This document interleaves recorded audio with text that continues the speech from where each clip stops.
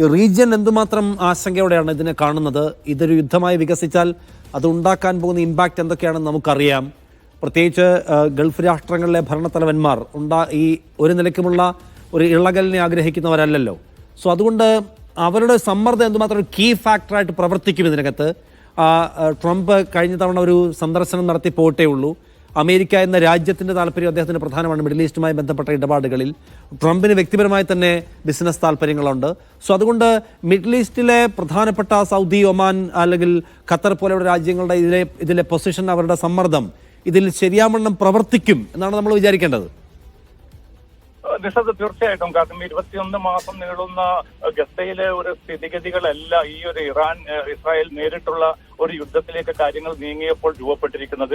കാരണം ഇതിൽ ഏറ്റവും പ്രധാനപ്പെട്ട കാര്യം നിരവധി അമേരിക്കൻ സൈനിക താവളങ്ങൾ ഈ ഗൾഫ് രാജ്യങ്ങളിലുണ്ട്. ഖത്തറിലാവട്ടെ, ബഹ്റൈനിലാവട്ടെ, മറ്റ് രാജ്യങ്ങളിലൊക്കെയും അതിശക്തമായിട്ടുള്ള അമേരിക്കൻ സൈനിക താവളങ്ങളുണ്ട്. തങ്ങളുടെ മണ്ണിൽ നിന്ന് ഒരു നിലക്കും ഇറാനെതിരായിട്ടുള്ള ഒരു ആക്രമണം ഉണ്ടാകരുതെന്ന് ഈ ഗൾഫ് രാജ്യങ്ങളൊക്കെയും ഒരുമിച്ച് തന്നെ അമേരിക്കയോട് ആവശ്യപ്പെട്ടിട്ടുണ്ട്. കാരണം അത്തരമൊരു സാഹചര്യം ഒരു നിലക്കും അനുവദിക്കുകയില്ല എന്ന് ഇറാനെയും അവർ തെര്യപ്പെടുത്തിയിട്ടുണ്ട്. കാരണം ഇറാന്റെ ഭാഗത്തുനിന്ന് ഏതെങ്കിലും ഒരു തിരിച്ചടി വരികയാണെങ്കിൽ അത് ഏറ്റവും വലിയ ആഘാതം വരുത്തുന്നതും ഈ ഗൾഫ് രാജ്യങ്ങളിലായിരിക്കും. കാരണം UAE ഉൾപ്പെടെയുള്ള രാജ്യങ്ങൾ ഇറാനുമായിട്ട് അത്രയേറെ ചേർന്ന് നിൽക്കുന്ന രാജ്യങ്ങൾ കൂടിയാണ്. അതുകൊണ്ടാണ് UAE പ്രസിഡന്റ് ഷെയ്ഖ് മുഹമ്മദ് ഇന്നലെ ഇറാൻ പ്രസിഡന്റ് മസൂദ് പെഷസ്കിയാനുമായിട്ട് ടെലിഫോണിൽ സംസാരിക്കുകയും ഇസ്രായേൽ നടത്തിക്കൊണ്ടിരിക്കുന്ന ആക്രമണങ്ങളിൽ തങ്ങൾക്കുള്ള അതിശക്തമായിട്ടുള്ള പ്രതിഷേധം രേഖപ്പെടുത്തുകയും ചെയ്തിട്ടുണ്ട്. ഇറാന് പൂർണ്ണ പിന്തുണയും UAE നൽകിയിട്ടുണ്ട്. ഇത്തരമൊരു സാഹചര്യത്തിൽ നയതന്ത്ര തലത്തിൽ തന്നെ പ്രശ്നം പരിഹരിക്കണമെന്നാണ് ഒമാൻ ഉൾപ്പെടെയുള്ള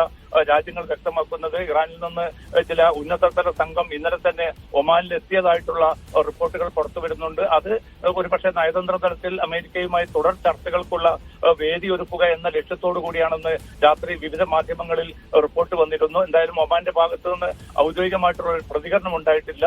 നേരത്തെ നിഷാദ് സൂചിപ്പിച്ചതുപോലെ ഇത് കേവലം സാമ്പത്തിക നിക്ഷേപ മേഖലകളെ മാത്രമായിരിക്കില്ല യുദ്ധം അതിന്റെ വ്യാപ്തിയിലേക്ക് പോവുകയാണെങ്കിൽ ബാധിക്കാൻ പോകുന്നത്. കാരണം ഹോർമുസ് കടലിടുക്ക് അടച്ചിടുക എന്നതുൾപ്പെടെയുള്ള തന്ത്രപ്രധാനമായ നടപടികൾ ഒരുപക്ഷെ ഇറാൻ കൈക്കൊണ്ടേക്കും. പക്ഷെ അതിലപ്പുറത്ത് ഇവിടെ ചേക്കേറിയിരിക്കുന്ന ഇന്ത്യ ഉൾപ്പെടെയുള്ള രാജ്യങ്ങളിൽ നിന്നുള്ള ലക്ഷക്കണക്കിന് വരുന്ന പ്രവാസികളെ സംബന്ധിച്ചിടത്തോളം തീർച്ചയായിട്ടും ആശങ്ക രൂപപ്പെടുത്തുന്നത് തന്നെയാണ് ഈ യുദ്ധം കൂടുതൽ വ്യാപ്തിയിലേക്ക് പോകുന്ന ഒരു സാഹചര്യം. ഇപ്പോൾ തന്നെ ഇസ്രായേലിൽ നിന്നും ആളുകളെ പൂർണ്ണമായിട്ടും ഒഴിപ്പിക്കാനുള്ള നീക്കങ്ങൾ ഇന്ത്യ ഉൾപ്പെടെയുള്ള എല്ലാ രാജ്യങ്ങളും ഇപ്പോൾ തുടർന്നുകൊണ്ടിരിക്കുകയാണ്. കാരണം ഈ വിമാന സർവീസുകൾ നിലച്ചത് കാരണം അധികവും ഈ കരമാർഗവും മറ്റുമാണ് ഇപ്പോൾ ആളുകളെ ഒഴിപ്പിച്ചുകൊണ്ടിരിക്കുന്നത്. കാരണം ഇത് കൂടുതൽ കാരണം ജോർദാൻ, ഇറാഖ്, സിറിയ ഉൾപ്പെടെയുള്ള രാജ്യങ്ങളിലൂടെയാണ് ഈ മിസൈൽ ആക്രമണങ്ങൾ ഇപ്പോൾ ഇസ്രായേലിന് നേർക്കും തിരികെയുള്ള പോർവിമാനങ്ങളുടെ യാത്രയും ഒക്കെ ഈ രാജ്യങ്ങളുമായി ബന്ധപ്പെട്ടുകൊണ്ടാണ്. അതുകൊണ്ട് തന്നെ അത്തരം രാജ്യങ്ങൾ എപ്പോൾ വേണമെങ്കിലും ഒരു അസ്വാസ്ഥ്യജനകമായിട്ടുള്ളൊരു അവസ്ഥ രൂപപ്പെടാനുള്ള ഒരു സാധ്യത കൂടിയുണ്ട്. ഇത് മുൻനിർത്തിക്കൊണ്ടാണ് എത്രയും പെട്ടെന്ന് ഒരു രമ്യമായ പരിഹാരത്തിലേക്ക് കാര്യങ്ങൾ നീക്കാൻ ഗൾഫ് രാജ്യങ്ങൾ ഏറ്റവും കൂടുതൽ ശക്തമായിട്ടുള്ള നീക്കം നടത്തുന്നത്. കാരണം നേരത്തെ നിഷാദ് സൂചിപ്പിച്ചതുപോലെ ട്രംപ് ഇവിടെ വരികയും $1 ട്രില്യൺ വലിയ വ്യാപാര കരാർ ഏർപ്പെടുകയും ചെയ്തിട്ടുണ്ട്. അമേരിക്കയുടെ നിക്ഷേപ സാമ്പത്തിക താല്പര്യങ്ങൾക്കപ്പുറം അവരുടെ സൈനിക താല്പര്യങ്ങൾ കൂടി മേഖലയിലുണ്ട്. 1,00,000-ലധികം US സൈനികരാണ് ഇപ്പോൾ പശ്ചിമേഷ്യയിൽ നിലയുറപ്പിച്ചിരിക്കുന്നത്. കൂടുതൽ യുദ്ധക്കപ്പലുകൾ ഈ ഭാഗത്തേക്ക് വരുന്നു. അതോടൊപ്പം തന്നെ പോർ വിമാനങ്ങളുണ്ട്. B-2 ബോംബർ വിമാനങ്ങൾ എത്തിക്കാനുള്ള നീക്കങ്ങൾ നടക്കുന്നു. അപ്പൊ പ്രത്യക്ഷത്തിൽ MCA Nasar Middle East news head വിശകലനങ്ങൾ പങ്കുവച്ചത്. ഈ യുദ്ധം അവസാനിപ്പിക്കേണ്ടത് മറ്റാരെക്കാളും മിഡിൽ ഈസ്റ്റിന്റെ കൂടി ആവശ്യമായതുകൊണ്ട് അവരതിനു വേണ്ടി ആഞ്ഞ് പരിശ്രമിക്കുന്നു എന്നാണ്.